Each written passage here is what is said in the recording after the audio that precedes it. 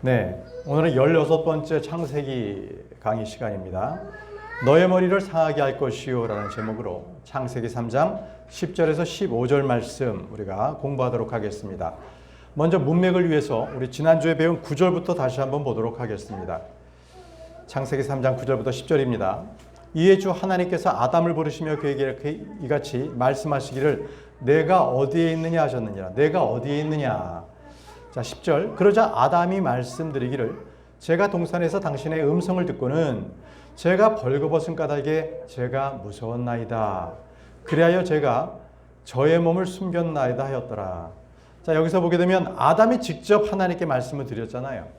이것은 지금 우리와는 좀 상황이 다르죠. 우리에겐 지금 변호자가 계십니다. 바로 크리스천과 옛 그 아담과의 큰 차이가 바로 이것입니다.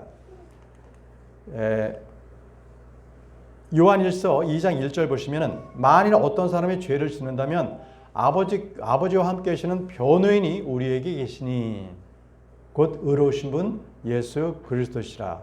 우리에게는 주 예수 그리스도께서 계십니다. 우리의 변호인이 되어주시는 분이십니다. 그러나 아담에게는 그럴 분이 없었기 때문에 직접 아버지께 말씀드릴 수밖에 없었어요. 얼마나 떨렸겠습니까? 자, 그 이렇게 말합니다. 제가 벌거벗은 까닭에 제가 무서웠나이다 라고 했습니다. 벌거벗은 까닭에. 어떻게 벌거벗은 모습을 알게 되었습니까? 네, 죄를 지었기 때문에. 죄를 지었기 때문에 자기가 벌거벗은 것을 알게 됐던 거죠. 여러분, 사람들 앞에서 벌거벗은 것을 내보인다면 얼마나 부끄럽고 싫겠습니까? 하물며 하나님 앞에는 얼마나 더 그것이 두렵겠습니까? 히브리서 4장 13절 말씀에 어떤 창조물도 그분의 목전에서 명백하게 드러나지 않을 것은 없느니라. 오히려 우리와 상관하시는 그분의 눈들에 모든 것들이 벌거벗은 채 드러나느니라. 우리 하나님 앞에, 그분 앞에 모든 사람들은 벌거벗은 채 드러나게 되었다는 것입니다. 그러나 여러분, 우리 그리스도인들은 그렇지 않습니다. 우리는 그리스도 안에 있는 자들은 벌거벗은 채 하나님 앞에 드러나지 않는다는 겁니다. 고린도후서 5장 3절 말씀에 만일 우리가 그렇게 옷 입혀진다면 우리는 벌거벗은 채 발견되지 아니하리라. 자, 여러분, 우리는 지금 벌거벗지 않은 상태에서 하나님 앞에 발견됐다고 하는데 그럼 우리가 입는 옷은 무엇입니까? 바로 의의 옷을 우리가 있습니다. 그 의의 옷은 바로 예수 그리스도로 옷 입는 것입니다. 그것은 빛의 갑옷이라고도 합니다. 그래서 하나님의 음성을 들었을 때 우리가 제가 벌거벗고 있습니다. 이렇게 두려워할 필요가 없고 숨을 필요도 없습니다. 그러나 여러분, 교회 다닌다고 해서 다 벌거벗지 않은 게 아니라는 거예요. 이게 지금 성경의 말씀입니다. 아직도 교회 다니지만 자기가 벌거벗은 상태를 해결하지 못한 그런 죄인들이 많다라는 거죠. 자, 성경에도 나옵니다. 라오디케아인들의 교회가 그렇습니다. 라오디케아인들의 교회 계시록 3장 17에서 18절 말씀입니다. 이는 내가 말하기를 나는 부유하고 소생물들로 융성해졌고 부족한 것이 아무것도 없도다 하면서 내가 비참하고 가련하며 가난하고 눈멀며 헐벗은 것을 모르기 때문이라. 자, 그들은 헐벗었습니다. 그러나 그들 눈에는 자기들이 벗은 몸이 보이지 않았던 거지요. 내가 너에게 조언하노니 내가 부유하게 되도록 불 속에서 정련된 금을 나에게서 사라. 그리고 내가 옷 입게 되고 너의 벌거벗음의 수치가 나타나지 않도록 흰 의상을 나에게서 사라. 그리고 내가 볼 수 있도록 안약을 너의 두 눈에 바르라. 자, 바로 주님께서 계속적으로 말씀하십니다. 내가 벌거벗을 모르니 너는 나에게서 정령된 금을 사고 그리고 내가 벌거벗음의 수치가 나타나지 않도록 흰 의상을 나에게서 사라고 했어요. 사라는 것은 행위 아닙니까? 예, 이제 대환란 때 그때는 다시 이렇게 우리가 그 대환란 성도들이 구원받으려면 복음도 믿고 그들은 행위 구원을 해야 됩니다. 행위가 있어야만 됩니다. 율법을 지켜야 되는 거죠. 이렇게 되는 시대가 다시 돌아옵니다. 다시 창세기 말씀으로 돌아가겠습니다. 3장 11절에서 12절 말씀입니다. 이에 그분께서 말씀하시기를 내가 벗었다고 누가 너에게 알려주었느냐? 내가 벗었다고 누가 너에게 알려주었느냐? 내가 먹어서는 안 된다고 내가 너에게 명령하였던 그 나무에서 나는 것을 내가 먹었더냐? 하셨느니라. 그러자 그 남자가 말씀드리기를 당신께서 저와 함께하라고 주신 여자인 그녀가 제게 그 나무에서 나는 것을 주었기에 제가 먹었나이다 하였더라. 자, 주님께서 내가 벌거벗었다고 누가 너에게 알려주었느냐? 자, 이렇게 말씀하셨어요. 이것은 아담이 선과 악을 알게 하는 나무에서 남은 실과를 먹었기 때문에 그가 스스로 판단할 수 있게 되어서 그런 죄가 자기에게 들어온 것을 알게 된 거죠. 먹지 말라고 한 것을 그는 먹었기 때문에 그렇습니다. 그는 선과 악을 알게 하는 나무에서 나는 열매를 먹은 말미암아 눈이 열렸어요. 선과 악을 알게 하는 그 지식이 자기에게 생겼죠. 자기 자신이 판단할 수 있는 지식이 생겨버렸습니다. 성경 말씀이 아닌 자기 스스로가. 자, 여러분, 여기서 지금 벌거벗었다고 하는데 성경에는요 반드시 벌거벗음과 포도와는 관련이 있습니다. 다시 말 더 정확히는 포도주하고 벌거벗음과는 관계가 있다는 거예요. 그 관계를 먼저 살펴보겠습니다. 하박국서 2장 15절입니다. 자기 이웃에게 음주를 권하는 자에게 화가 있기를 바라노라. 또한 너로 하여금 그들의 벌거벗음을 보게 하려고 너의 술병을 그 이웃에게 주어 그 또한 취하게 하는 자에게 화가 있기를 바라노라. 자, 벌거벗음을 본다는 뭐예요? 음주를 마시게 하는 거예요. 술을 마시게 하면 그는 벌거벗습니다. 취하면 옷 입는 사람 없고 도리어 옷을 벗죠. 술과 벌거벗음은 관련이 있습니다. 또 보십시오. 예레미야가 4장 21절. 또 우주 지역에 관한 에돔에 따라 크게 기뻐하고 반가워하라. 그 잔이 또한 너를 경유하리라. 너는 취할 것이요 스스로 벌거벗으리라. 취하면 벌거벗는다고 말씀을 하고 계십니다. 이거는요, 죄가 들어오면 양심과 이성이 예전에 알지 못했던 것들을 알게 해줍니다. 바로 취하면 스스로 벗는 그런 행위처럼 아주 자연스럽게 죄가 들어오게 되면 바로 우리가 그동안에 못 보던 것을 또 볼 수 있는 거예요. 본다고 해서 좋지 않다라는 것은, 모든 것이 좋지 않다라는 것은 지난 시간에 우리가 이미 공부를 했습니다. 이제 아담에게는요, 죄가 들어왔기 때문에 그에게는 수치와 두려움, 불안과 공포, 불안과 초조들이 엄습해 왔습니다. 자, 죄는요, 죽음과 심판을 알려줘요. 아담이 아무리 나무 사이에 숨었더라도 죄는 결코 그를 찾아냅니다. 민수기 32장 23절 말씀 보십시오. 민수기 32장 23절. 그러나 만일 너희가 그렇게 행하지 않으려 한다면 보라. 너희는 주를 대적하여 죄를 지었도다. 그리하면 너희 죄가 너희를 찾아낼 것임을 확실히 알라. 자, 너희 죄가 너희를 찾아낼 것임을 확실히 알라고 했습니다. 죄가 그를 찾아냅니다. 죄를 지으면 그 죄가 반드시 그 죄인을 찾아내고야 합니다. 형벌을 받게 되는 거죠.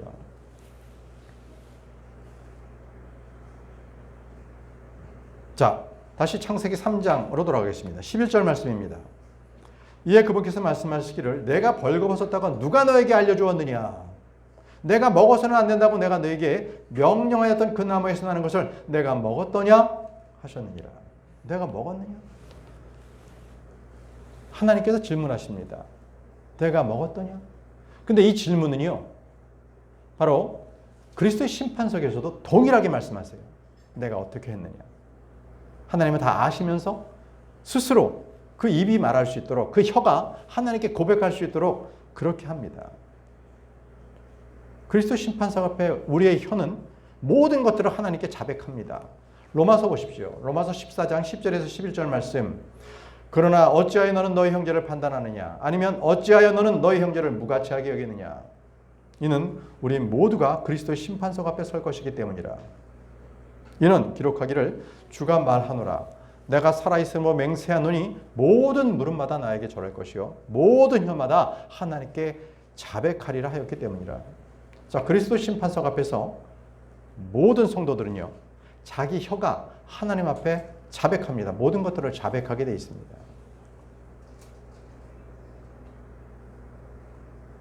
그래서 우리는요, 어떠한 빈말에도 하면 안 돼요. 그것이 다 하나님 앞에 왜 그랬는지 다 자백해야 하기 때문에 그렇습니다. 이건 두렵고 떨리는 일입니다.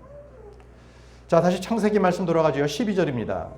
그러자 그 남자가 말씀드리기를 당신께서 저와 함께 하라고 주신 여자인 그녀가 제게 그 나무에서 나는 것을 주었기에 제가 먹었나이다 였더라. 자, 여기 보세요. 아담은요, 이브 핑계를 대고 있어요. 당신께서 저와 함께 하라고 주신 여자인 그녀가. 자, 죄는요, 자기의 책임을 다른 사람에게 전가하는 특성이 있습니다. 결코 내가 죄를 지었습니다라고 하지 않고요, 저 사람 때문에 그렇습니다, 이렇게 죄를 전가합니다. 여러분, 이스라엘의 그 광야에서 그들이 어떻게 그 죄를 전가했는지 한번 보십시오. 그들은 이제 출애굽을 했습니다. 광야 가운데서 이렇게 얘기합니다. 출애굽 14장 11절에서 12절 말씀입니다. 그러자 그들이 모세에게 이같이 말하였더라. 이집트에 무덤이 없기에 내가 우리를 광야 가운데서 죽게 하려고 끌고 나왔느냐. 어찌 내가 우리를 이집트에서 이동시키어 이와 같이 우리를 대하느냐. 이것이 우리가 이집트에서 너에게 한 말이 아니냐 말하기를 우리가 이집트인들을 섬길 수 있도록 우리를 내버려두라. 이는 우리가 이집트인들을 섬기는 것이 우리가 광야 가운데서 죽는 것보다 나았을 것이기 때문이라 한 것이라. 이게 뭐냐면요, 이집트인들이 이제 홍해 앞에 있는데 뒤에서 이집트 군사들이 파라오와 함께 막 뒤쫓아옵니다. 그러자 백성들이 겁에 질려서 아이고 이제 우린 죽었다 하면서 누구를 원망해요? 모세를 원망하고 있는 겁니다. 왜 우리가 이집트에서 종살이하다 죽도록 남겨두지 않고 왜 우리를 데리고 나와서 우리를 이토록 여기 광야에서 죽게 하느냐 하면서 모세를 탓하고 있는 거예요. 그들은 분명히 나오기 전에 유월절을 통해서 어린 양의 피를 뿌리고 그들은 다들 하나님 앞에서 구원받은 백성들로서 이렇게 거룩하게 이 세상이라는 이집트를 등지고 나온 그런 백성들 아닙니까? 근데 이제 어려운 일이 생기고 목숨의 위협이 생기니까 이제는 그것을 모세에게 탓을 돌립니다. 너 때문이야. 이것이 바로 죄인들의 특성입니다.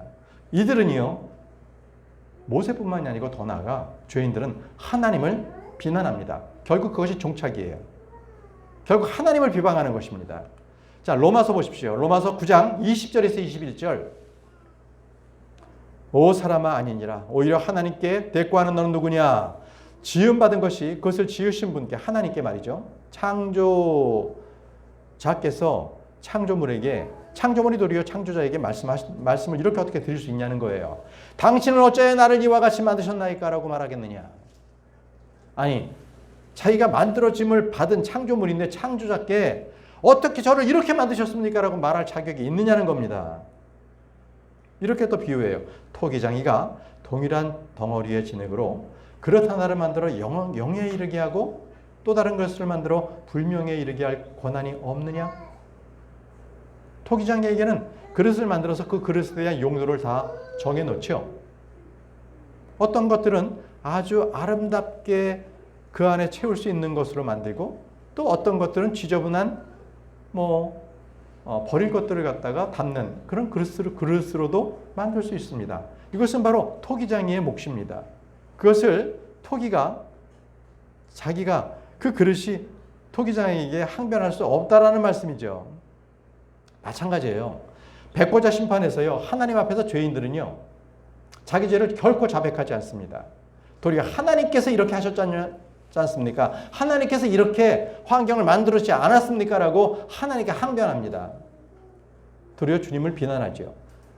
나에겐 책임이 없고 바로 하나님 당신께 책임이 있습니다라고 도리어 죄를 하나님께 전가하는 특성이 죄인들에게 있다는 것입니다. 여러분 조심하십시오. 심판날에요, 그들은 모든 빈말마다 회개보고를 하게 돼요. 하나님 앞에 거짓말을 할 수가 없습니다. 마태복음 12장 26절에 그러나 내가 너에게 말하노니 사람들이 말할 모든 빈말마다 심판의 날에 그들이 그것에 관하여 회개보고를 해야 하리라. 지금은 아무 의식 없이 아무거나 얘기할 수 있고 아무 행동이라도 할 수 있겠지만 그것은 다 기록되고 있습니다. 그런 것들은 이제 우리가 심판날에 바로 하나님 앞에 회개보고해야 돼요. 믿는 자들은 그리스도의 심판석 앞에서, 믿지 않는 자는 백보자 앞에서 모든 행위를 다 회개보고를 해야 되는 거죠. 자, 창세기로 다시 돌아가겠습니다. 3장 13절 말씀입니다. 이에 주 하나님께서 그 여자에게 말씀하시기를 내가 행한 이 일이 무엇이냐 하였느니라. 그러자 그 여자가 말씀드리기를 그 뱀이 저를 속였기에 제가 먹었나이다 하였더라.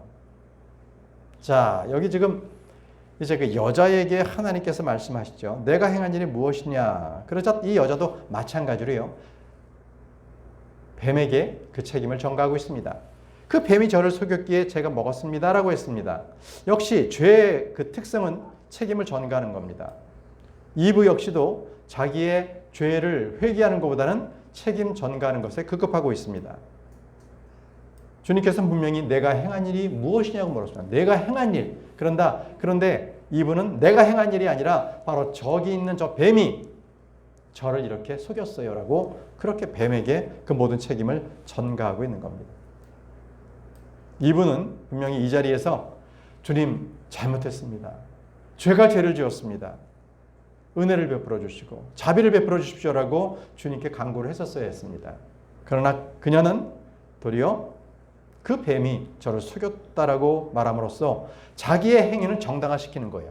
불순종한 이유를 제가 아니라 다른 저 간교한 뱀 때문에 그렇습니다라고 뱀을 그렇게 탓하고 있는 겁니다.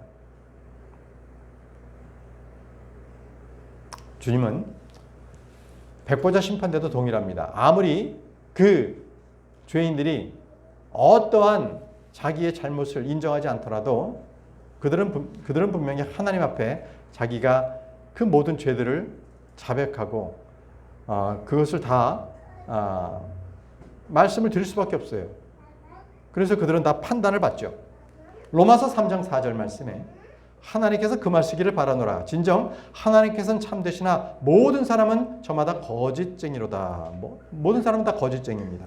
기록된 바와 같으니 당신께서 친히 말씀하신 것들로 정당함을 입증받으러 하시며 당신께서는 판단받으실 때 이기려 하시나이다 하였도다. 우리 주님께서는요, 백보자 심판 때 죄인들이 아무리 주님을 공격해도 결국 주님께서 이기신다는 말씀입니다. 당신께서는 판단받으실 때 이기려 하시나이다. 이게 백보자 심판 때에 아무리 죄인들이 자기는 죄 없고 다 하나님께서 이렇게 하셨잖아요 해도 결국은 하나님께서는 그들의 잘못들을 다 알게 해주십니다. 그들 스스로가 그것을 다 입으로 고백해야 하기 때문에 그렇습니다. 자, 우리가 지금처럼 살펴본 것처럼요, 죄는요, 책임의 전가성이 있습니다. 아주 무서운 전염성이 있죠. 이는 관계성을 파괴해요. 아무리 아담과 이브가 사랑했던 사이라 할지라도 죄가 있으면요, 그 사랑의 사이는 완전히 뒤틀어집니다. 완전히 분리가 되고 파괴가 됩니다. 이건 아담과 이브만의 관계가 아니었습니다. 아담과 하나님의 관계도 마찬가지였습니다. 아담은 하나님께 순종 대신에 그는 불순종을 선택했기 때문에 그렇습니다. 불순종을 아담은 선택했어요. 아담은 속지 않았습니다. 분명히 이것은 죄라는 것을 알지만, 하나님께 불순종한다는 것을 알지만 그는 불순종을 선택했던 겁니다. 로마서 5장 19절 말씀을 보십시오. 이는 한 사람의 불순종으로 말미암아 불순종으로 인하여 많은 이들이 죄인들이 된 것 같이, 아담을 얘기합니다. 한 사람 아담이 불순종으로 해서 그 아담의 피를 이어받은 우리 모두는 죄인으로 태어났습니다. 이처럼 한 사람의 순종으로 인하여 많은 이들이 의롭게 된 것이기 때문이라. 이제 이 또 한 사람은 예수 그리스도, 마지막 아담이십니다. 예수 그리스도로 인해서 우리는 그분을 믿으면 우리는 의롭게 됩니다. 죄인이 의롭게 되는 거죠. 죄인을 의롭게 되었다라고 그렇게 판정하시는 분은 하나님이십니다. 바로 그 죄를 대속할 수 있는 분명한 값을 치러야 합니다. 자, 여기서 자기의 죄를 하나님 앞에 올바르게 시인해서 자비를 받은 한 사람이 있습니다. 보시죠. 다윗입니다. 그는 예언자 나단이 그의 죄를 지적했을 때, 그러니까 밧세바를 범했거든요. 그거 다 숨겼어요. 우리아도 죽여버렸고요. 이제 완전 범죄가 성립된 거예요. 이제는 우리아를 떳떳하게 법적으로, 합법적으로 남편이 죽었으니까 자기 아내로 데려와서 삼을 수가 있는 그 상태가 됐거든요. 자, 그럴 때 나단 예언자가 와서 그의 죄를 지적합니다. 사무엘하 12장 13절 말씀. 그러자 다윗이 나단에게 말하기를 제가 주를 대적하여 죄를 지었나이다 하더라. 자, 다윗은요 자기의 완벽한 범죄가 드러나지 않을 것이라고 생각했어요. 그런데 나단이요 하나님의 말씀을 가지고 다윗에게 와서 그 죄를 지적했습니다. 그러자 다윗은요 바로 제가 주를 대적하여 죄를 지었다고 했습니다. 바로 우리아를 죽였던 바로 그 죄인, 이것이 바로 하나님께 먼저 죄를 지었다는 것입니다. 다윗은 하나님께 고백했습니다. 죄가 죄를 지었습니다. 자, 이것으로 다윗은요 시편 기록에도 밧세바를 범한 후에 자기가 시편 기록을 이렇게 남겼습니다. 시편 51편 4절 말씀을 보십시오. 시편 51편 4절 말씀. 당신 오직 당신을 대적하여 제가 죄를 지었고 당신의 목전에서 이러한 악을 행하였나이다. 이는 당신께서 말씀하실 때 친히 정당함을 입증받으시도록 하려 하며 당신께서 심판하실 때 무결하게 되시도록 하려 함이니이다. 자, 다윗은요 하나님 아버지께 고백했습니다. 오직 당신을 대적하여 제가 죄를 지었고 당신의 목전에서 이런 악을 행하였나이다. 주님, 저를 용서해 주옵소서.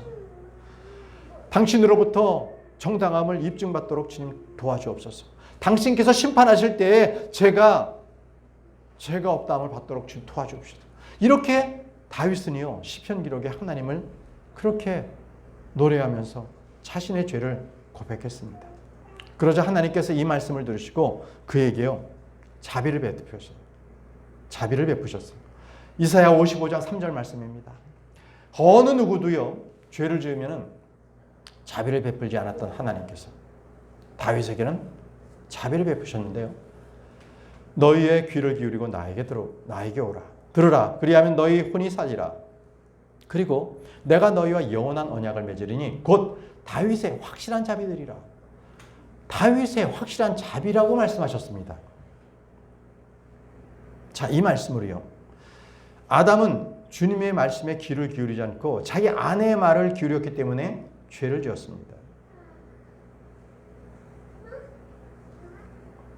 그렇지만 다윗은요 자기의 죄를 자백했어요. 그래서 하나님께서 다윗에게 확실한 자비를 베푸셨습니다. 자, 일반적인 자비가 아니라 확실한 자비라고 말씀하셨습니다. 보통요 율법 시대였기 때문에 그때는 율법으로서도 어떠한 죄 허물로서도 그것이 가려지지 않는 반드시 돌로 쳐서 죽여야 될 그런 것들이 있습니다. 그것은 간음한 자, 그리고 살인한 자, 그리고 우상 숭배한 자, 이런 등등이거든요. 자, 그런데 다윗은 그 중에서도요 고의로 간음했잖아요. 고의로 살인도 했잖아요. 그러면 반드시 죽여야 하는 거예요. 이게 율법입니다. 그런데 다윗은 죽었습니까? 안 죽었어요. 다윗이 자기의 왕자를 뺏겼습니까? 아니에요. 그대로예요. 이게 어떻게 가능했을까요? 자, 이것은 하나님께서 다윗에게 확실한 자비를 보여주심으로써 바로 저와 여러분들에게 동일하게 이 말씀을 주신 겁니다. 이 말씀을 주신 거예요. 이것은 다윗에게 그저 다윗만을 위해서 한 것이 아니라 우리가 죽을 수밖에 없었던 우리의 죄인이었던 저희들에게도 하나님께서 다윗처럼 확실한 자비를 베푸셔서 우리를 돌마다 죽지 아니하도록 주님께서 그렇게 만들어 주셨던 겁니다. 이것이 바로 주님께서 다윗에게 베푸신 확실한 자비들입니다. 바로 죄를 시인하고 죄를 자백하는 것만으로도 용서해 주신다. 바로 저와 여러분들을 위해서 다윗의 확실한 자비를 미리 보여주신 겁니다. 놀라운 하나님의 은혜입니다. 놀라운 하나님의 은혜예요. 자, 다시 창세기 말씀 우리 본문으로 돌아가겠습니다. 14절에서 15절 말씀 보겠습니다. 그러자 주 하나님께서 그 뱀에게 이같이 말씀하셨느니라. 내가 이를 행한 까닭에 너는 모든 가축들보다 더 저주를 받을 것이며 들판에 있는 각각의 모든 짐승보다 더 저주를 받으리라. 너는 너의 배로 다닐지니 너는 너의 생애의 모든 날들 동안 진토를 먹을지니라. 또한 너와 그 여자 사이에 또 너의 씨와 그녀의 씨 사이에 내가 적개심을 두겠노라. 그 여자의 씨가 너의 머리를 상하게 할 것이요 너는 그의 발꿈치를 상하게 할 것이라. 너는 그의 발꿈치를 상하게 할 것이라. 하나님께서는요, 뱀에게는 그의 말을 들으려 하지 않으셨어요. 이는 하나님께서는 이미 이전에 사탄에 대해서 다루셨기 때문에 그래서 사탄이 어떠한 자인지를 주님께서 분명히 아셨어요. 그것이 바로 창세기 1장 2절입니다. 하나님께서 사탄을 이미 심판을 하신 것이죠. 여기서요, 그 뱀이라고 했지 않습니까? 이 뱀은요, 일반 우리가 보는 그러한 파충류의 뱀이 아니에요. 여기서는 사탄입니다. 사탄이 뱀화된 거죠. 그래서 그 뱀이요, 사탄을 대표하는 예표가 됐어요. 예표의 동물이 된 겁니다. 근데 여러분 잘 보세요. 그 사탄은요, 가축입니다. 소의 형상을 또 가지고 있어요. 출애굽한 이스라엘 백성들이 이집트에서 그렇게 보고 그들이 배웠던 게 뭐냐면 우상이었습니다. 그래서 그들이 광야에 나와서 모세가 40일 동안 시내산에서 내려오질 않자 모세가 죽었다 하고 그들이 이제 금폐물을 모아서 그것을 주조합니다. 그렇게 해서 뭘 만드냐면 금으로 송아지를 만들어요. 금송아지. 그것을 가지고 그들은 신들이라고 했습니다. 그건 신이다. 여러분, 그 송아지가 사탄입니다. 그리고 여러분들 이미 공부하셨지만 이 그룹도 있잖아요. 그룹에는 4가지 얼굴이 있는데 그 중에서 사탄의 얼굴, 그러니까 그룹의 얼굴이 뭐냐면 바로 소입니다. 소가 그룹의 얼굴이라고 말씀하고 있어요. 그래서 이제 이 뱀으로서 여기서 지금 그가 나타났기 때문에 하나님께서는 모든 가축이라 그랬어요. 뱀은 가축이 아니잖아요. 근데 이 뱀도요, 모든 가축의 종류에 속하도록 해서 그 가축들보다 더 저주를 받을 거라고 말씀하셨고요. 그에게는 진토를 먹을 거라고 말씀하셨습니다. 진토를. 그래서 이 진토를 먹는 것은 지금에 있는 이 뱀에게도 동일하게 영향을 끼쳐서 이제 사탄이 짐승 중에서 바로 뱀으로서 나타났기 때문에 뱀이 저주를 받았어요. 그래서 이 관계가 죄는 아담이 지었는데 모든 저주는 동물들도 똑같이 받았거든요. 이 세상의 모든 동물이. 동일한 관계예요. 사탄이 죄를 지어서 바로 뱀이 바로 동일하게 저주를 받은 것처럼 아담이 창조물의 대표였기 때문에 아담이 죄를 지었기 때문에 모든 그러한 창조물들이 저주를 받는 상황이 지금 된 겁니다. 보세요. 이사야 65장 25절 말씀. 늑대와 어린 양이 함께 풀을 뜯을 것이요 사자가 숫송아지처럼 즙을 먹을 것이며 진토가 뱀의 음식이 되리라. 자, 이것은 천년왕국에도요, 다른 육식성 동물들이 다 초식동물로 돌아가는데 오직 뱀만 똑같이 진토, 흙을 먹는다는 거예요. 뱀은 영원토록 지금 저주를 받은 겁니다. 사탄 때문에. 다시 말씀을 보시면은 내가 이 일을 행할 까닭에 라고 주님께서 말씀하셨어요. 내가 이 일을 행할 까닭에. 자, 항상 이 일을 행했다라는 것은 바로 그들의 행위를 말합니다. 심판의 근거는요, 항상 그들의 행위가 있습니다. 우리가 행한 대로요, 주님께서는 심판하신다는 거예요. 베드로 전서 1장 17절 말씀 보십시오. 어떻게 우리를 심판하시는지. 그리고 만일 외모를 존중하지 아니하시고 각인의 행위에 따라 심판하시는 아버지를 너희가 부른다면 너희가 여기에 체류하고 있는 시간을 두려움 가운데 보내리라. 자, 각인의 행위에 따라서 심판하시는 아버지라고 주님께서 말씀하셨습니다. 각인의 행위대로 심판하십니다. 우리 크리스천도 마찬가지예요.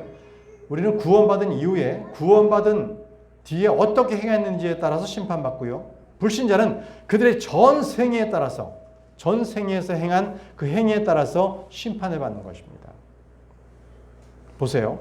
계시록 20장 12절에서 13절 말씀. 그리고 나서 내가 죽은 자들이 작은 자, 큰 자 할 것 없이 하나님 앞에 서 있는 것을 보았는데, 자, 이들은 하나님 앞에 이제 다 드러내서 우리 지금에 있는 우리 교회 시대 크리스천을 제외하고, 자, 하나님 앞에 섰는 것을 보았는데 책들이 펼쳐 있는 거예요. 그리고 또 다른 책이 펼쳐졌는데 그것은 생명책이에요. 생명의 이름이 기록되어 있는 거예요. 그래야 죽은 자들이 자신의 행위들에 따라 책들 안에 기록된 그것들대로 심판을 받았더라. 자, 예수 그리스도를 몰랐던 모든 자들이 그들의 행위에 따라서 심판을 받습니다. 그리고 바다에 있던 죽은 자들을 내어주었고 사망과 지옥도 그들 안에 있던 죽은 자들을 넘겨주었더라. 그러자 그들 각인이 자신들의 행위들에 따라 심판을 받았더라. 보십시오. 모든 이들은 자기네 행위에 따라 심판을 받는다는 거예요. 저와 여러분들은 이미 구원받았기 때문에 여기서 구원에 대한 심판은 여기서 받지 않고 이미 2000년 전에 갈보리 십자가에서 구원에 대한 심판 받았죠.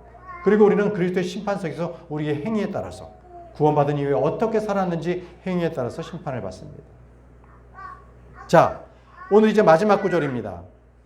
창세기 3장 15절. 아주 중요한 교리의 말씀이니까 여러분들 여기에 집중하십시오. 아주 중요한 문화입니다. 또한 너와 그 여자 사이에 또 그 너의 씨와 그녀의 씨 사이에 내가 적개심을 두겠노라. 자, 그 여자의 씨가 너의 머리를 상하게 할 것이요 너는 그의 발꿈치를 상하게 할 것이라. 자, 여러분 여기서 그 여자의 씨라고 했습니다. 자, 여러분 여기서 여자의 씨는 예수 그리스도를 말씀하시거든요. 남자에게서 나지 않은 여자에게서 난 씨. 그런데 그라고 했어요. 높여야 되지 않습니까? 그분이라고?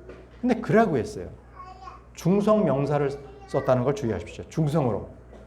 이것은 여자나 남자에게서 취하지 않았다는 거예요. 바로 씨라는 그 자체를 중성으로 쓰셨어요. 남성도 여성도 아닌 하나님으로부터 나온 씨라는 겁니다. 여러분, 이 씨는 예수 그리스도인 것을 알지만 그러면 여기서 말하는 그 너의 씨는 누구예요? 너의 씨. 뱀의 씨는 누구냐는 거예요. 그는 바로 유다 이스카리옷입니다. 적그리스도입니다. 그를 말하고 있는 겁니다. 자, 우리가 여기서 다시 한번 여자의 씨에 대해서, 그분의 씨에 대해서 말씀하신 것을 한 번 더 공부해 보겠습니다. 누가복음입니다. 누가복음 1장 35절. 자, 여기도 동일하게요. 중성명자를 썼습니다. 누가복음 1장 35절. 그러자 그 천사가 그녀에게 대답하여 이같이 말하였더라. 성령님께서 너희 위에 임하시리니 가장 높은 분의 권능이 너에게 그늘을 드리우리라. 그러므로 너에게서 태어날 그 거룩한 것, 너에게서 태어날 그 거룩한 분이 아니고요. 그 거룩한 것이라고 했습니다. 그 거룩한 것 역시 하나님의 아들이라 불리리라. 여러분, 여기서는요. 거룩한 것이라고 하는 것은 예수 그리스도의 인격체를 말하는 게 아니에요.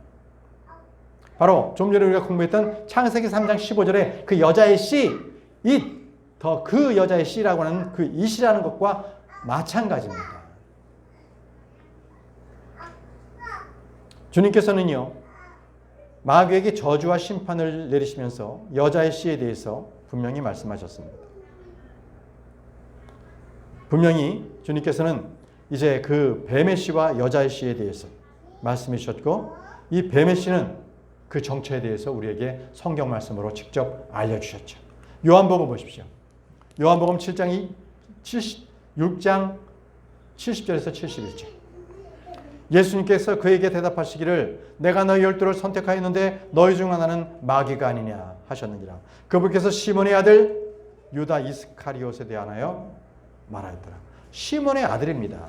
그는 육화된 적그리스도가 아니에요. 육화된 사탄이 아니라 시몬의 아들입니다. 그는 마귀라고 주님께서 말씀하셨어요. 다시 창세기 3장 15절 말씀. 그 여자의 씨가 너희 머리를 상하게 할 것이요 라고 말씀하셨습니다. 자, 여자의 씨인 예수 그리스도는 마귀의 머리를 상하게 하십니다.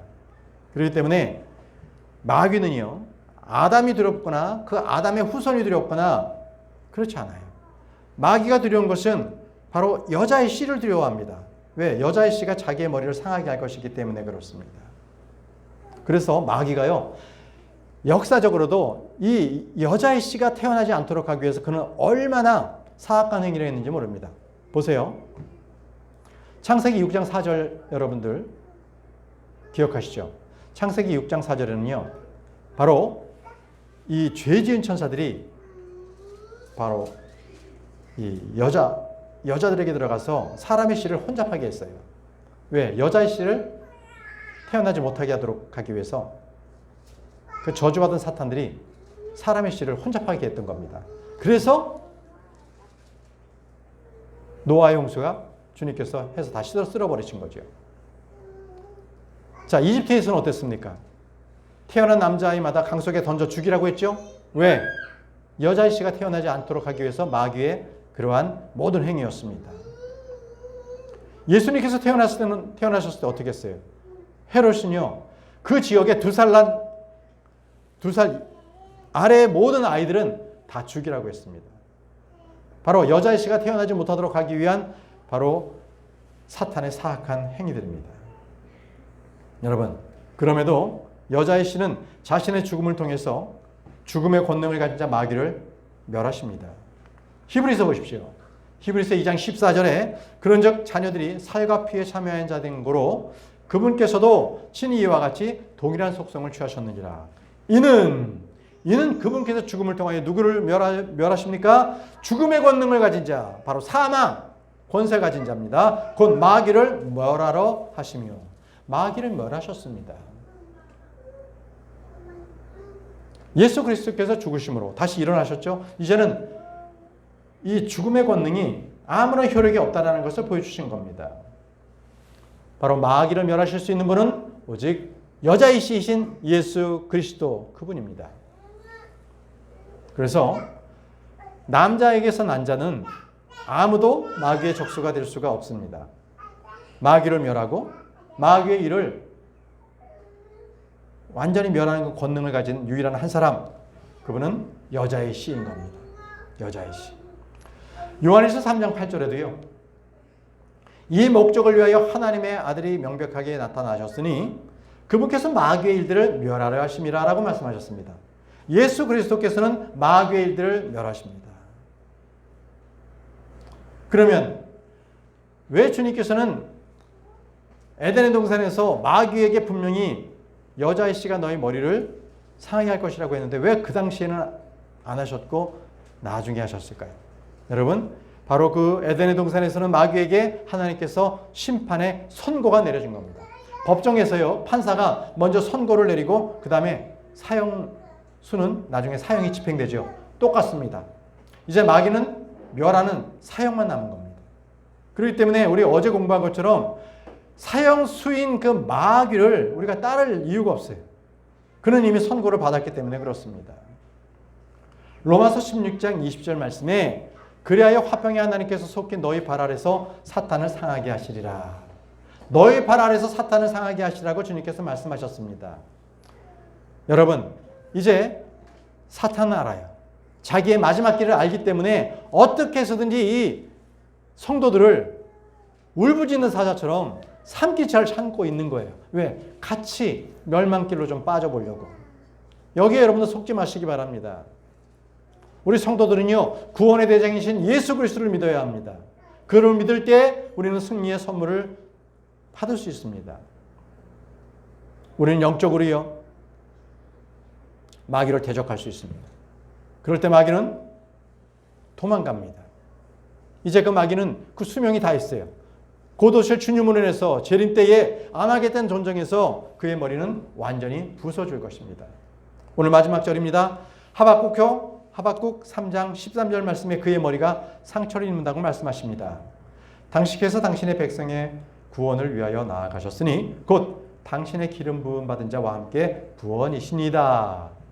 당신께서 그 사악한 자의 집에서 그 목까지 기초를 드러내심으로써 그 머리에 상처를 입히셨나이다. 셀라.